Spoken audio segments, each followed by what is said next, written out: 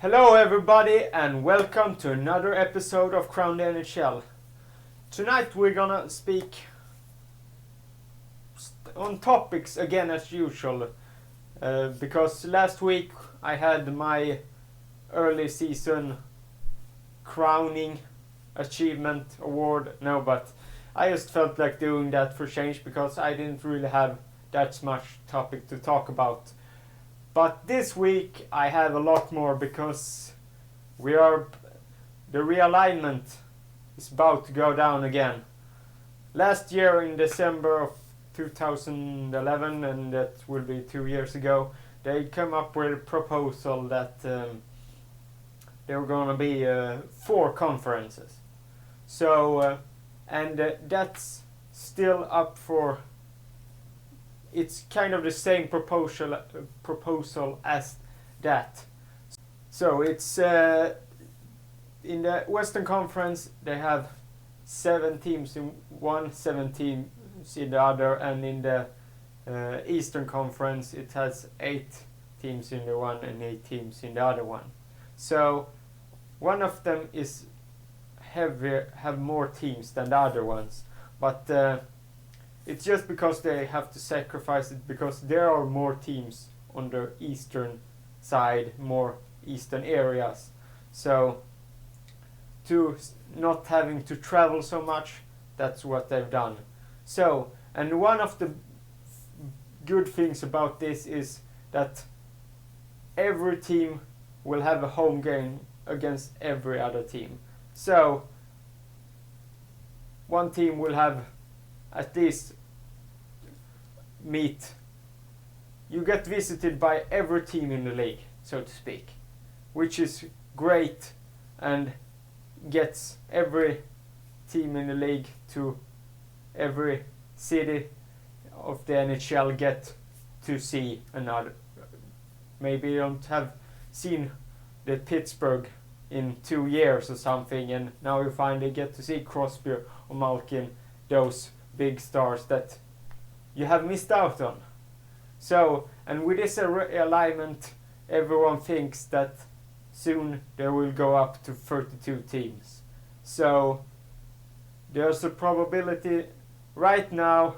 Leading team is Toronto. May is one of the to get a second team, and also Quebec City maybe get back their Quebec Nordiques or whatever they call it. And also Seattle is one of the places that have been talked about. So I don't think there's much more to say about this realignment so far, because it's just a proposal so far, nothing is set in stone. So now to the next subject, concussions.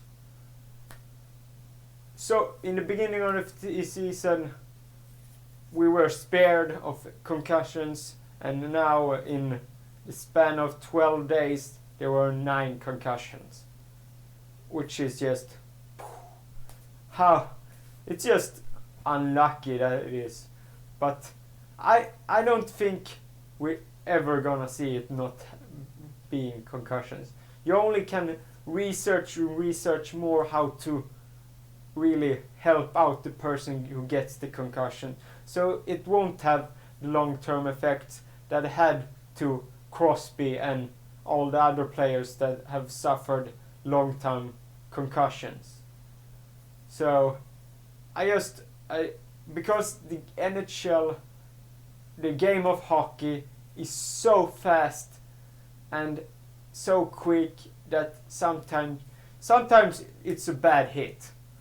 Those are the worst, but sometimes it's just hockey being really fast.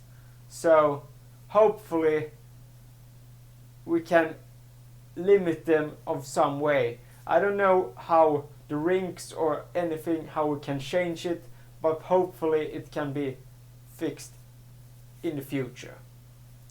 And now we had some trades yesterday, and Michael Ryder going back to Montreal Canadiens, which he have played in before. So, and Eric Cole, the big player in Montreal, who also played in Carolina, is going to Dallas. So, what do I really think about these trades? To me, it's too early to say, because Dallas wanted a bigger bodied player in Eric Cole, and he can score goals. They have shown it this couple of years. So, but Ryder is a very productive player too. So, I mean, it's a fair trade-off. You can't really predict who's gonna flop and who's going to not flop, that to speak. So I have no further thing to say about this. And also we have Gagne going back to Philadelphia Flyers, which Flyers is in desperate need, I think, of a scorer type. They need to have another skilled player up there, in my opinion. Philadelphia haven't been good this year so far, or more unpredictable. They haven't really been they have been not sometimes good, not sometimes awful, and sometimes you have those years. It's a young team, Philadelphia, or I would say young core of player. They have older players, but the core of it is younger, and maybe Gagne, who, what I've heard, is the healthiest he have been in years, which is good for him, but he didn't fit the LA Kings playing style, which they're a big gritty team, kind of like the Boston Bruins, but not as good in my opinion. That's just my thought on the LA Kings. They hit the form perfectly last year, and Quick was unbelievable. So it just goes to show that any team can win the Stanley Cup. And so the final topic of the night, and I will go to Tampa Bay, because it's a team that I have seen the game a lot on the NHL for some reason. It just ended up being so. I tried to mix it up a lot, but somehow they have been, because in the beginning they were really a fun team, but unreliable, the word I was seeking for before, when Philadelphia is going on in Tampa Bay, because I was going to talk about Anders Lindbäck, because as a Swede I of course follow Swedes.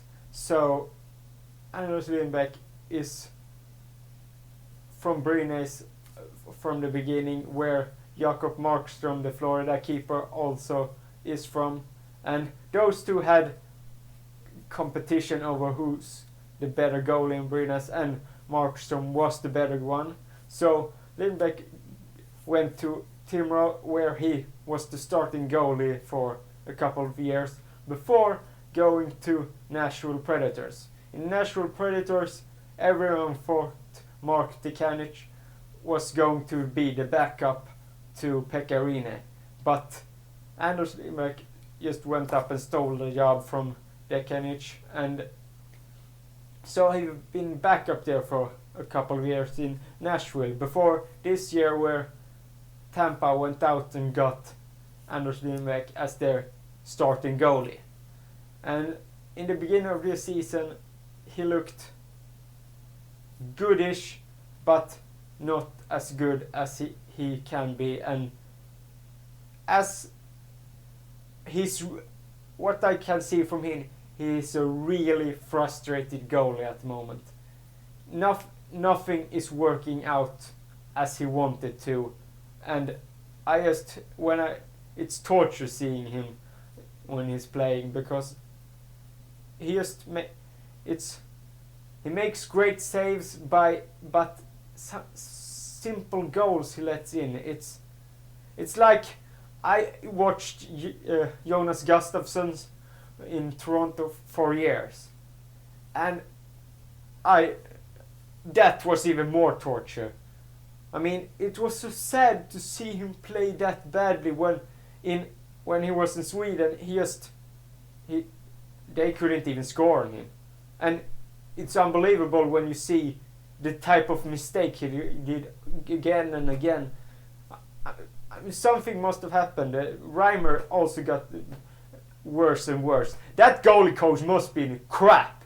I'm gonna point out directly that last goalie coach must have been crap, because every goalie that played started good, then went like this. It was, we're gonna make him downhill because we need them to play the style I want, and so that happened. And I'm not gonna talk more about Toronto. That's the topics for the night. So we go quickly over to a more faster paced top 5 and 2 losers, because I'm trying to be more speedy with my things, but it's not working out so good. So the bottom 5 is as standing. Boston Bruins should be higher maybe on my list with them not losing, but they haven't played that many games. They're the team that have played the least games so far, so probably if they keep winning, I'm probably gonna end up putting them on the top next week. Ottawa Senators keep winning. I mean, what more can you say? Without the top players, Michalek, Spezza, Karlsson, and they still keep on, and Anderson too. It's just thumbs up, you guys. Third, Anaheim Ducks. They had an easier matches and lost to the LA Kings. Not much to say there. They keep on being second, but Boston probably gonna go past them soon. So they're still a good team. First streak is broken. Their streak is kind of broken. They won many games in a row, if I remember correctly. So hope to keep on trucking. Second, Montreal Canadiens. They keep on being solid. Great. I mean, can they be something this season? They weren't anything last season, I can tell you that. But they look great. Price is great in net. Just hope they keep on playing as well as they have done, and we will probably see them in the playoffs. And number 1, Chicago haven't lost yet. How the hell am I supposed to replace them? Seriously! They've lost in OT, that's all. Wow, they got the point in every game. Seriously, I can't pick somebody over them. So, they'll keep on being on the top. I don't have to explain more than that. So, the losers this week, both from New York. One is called the Rangers, one is the Islanders. And the New York Rangers is a big disappointment this season. Because, well, they're 22nd in points in the league. They're better than that in, I don't know what they are in conference. I just checked the league standings overall. But 22nd in points with that team is still not good enough. They still have to be better than that. And I don't know, the expectations is, I get why they're not my stomach from the beginning said they won't do it. So I keep by that standing. And also I will say, I will take back everything I said. I was not having Ottawa getting to the final. Ottawa is still going to the finals. They're more probably going to the finals than San Jose, because San Jose, fuck. I mean, that prediction, wow. It's gonna be fun in the end to see how that goes. And New York Islanders, what? They should be better this season. they have to take the next step. No one's gonna give that bloody step. They have to take it, say, we grab it by the balls, guys, we are better than this. We can win and go to the playoffs. But no, they're still not going to the playoffs, and unless something spectacular happens, they won't be. So, that's been all tonight, guys. I'm Crown. You can follow me at More Crown Story and type, like, comment, whatever you will on this channel. I try to respond to everything because it's fun and I love talking about hockey and all, and I'm over the moon for some reason. So, bye guys, and see you guys next Wednesday.